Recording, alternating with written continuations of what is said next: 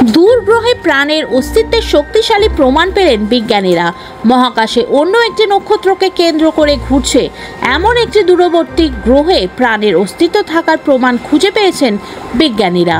K2-18b নামে ওই গ্রহে তারা এমন কিছু উপাদান শনাক্ত করেছেন যেটাকে এখনো পর্যন্ত পাওয়া প্রাণের সবচেয়ে শক্তিশালী প্রমাণ বলে মনে হচ্ছে। পৃথিবী থেকে 124 আলোকবর্ষ দূরে লাল রঙা এক ক্ষুদে নক্ষত্রকে প্রদক্ষিণ করেছে K2-18b নামে এক এক্সোপ্ল্যানেট বা গ্রহ।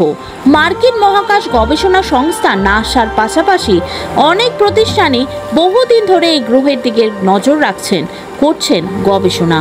K2-18b গ্রহের বায়ুমণ্ডল অধ্যয়নরত কেমব্রিজ বিশ্ববিদ্যালয়ের একটি গবেষণা দল তাতে এমন এক অণুর আলামত শনাক্ত করেছে যা পৃথিবীতে সাধারণ জীব বা প্রাণীর মাধ্যমে উৎপন্ন হয়।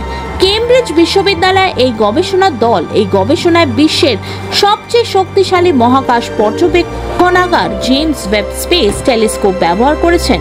জেমস ওয়েবের দেয়া তথ্য অনুযায়ী এই গ্রহের আবহাওয়া ও বায়ুমণ্ডল এমন এক রাসায়নিক রয়েছে যা একমাত্র প্রাণের উপস্থিতিতেই থাকা সম্ভব।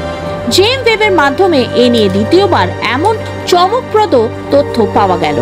এর আগে বছর 2 আগে বিজ্ঞানীরা জানান K2-18b গ্রহে মহাসাগর ও হাইড্রোজেনের ভর্তি বায়ুমণ্ডল থাকতে পারে, কারণ এই গ্রহে মিথেন ও কার্বন ডাই অক্সাইডের মতো কার্বন সহ কণা রয়েছে, ফলে সেখানে প্রাণের অস্তিত্ব থাকতে পারে বলে ধারণা করেন বিজ্ঞানীরা।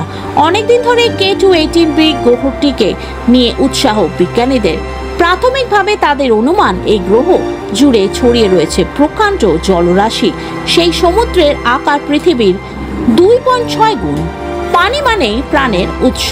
সেই সঙ্গে ডাইমিথাইল সালফাইড DMS এর উপস্থিতিতেও আছে সেখানে, যা বিজ্ঞানীরা আরো কৌতূহলী করে তোলে।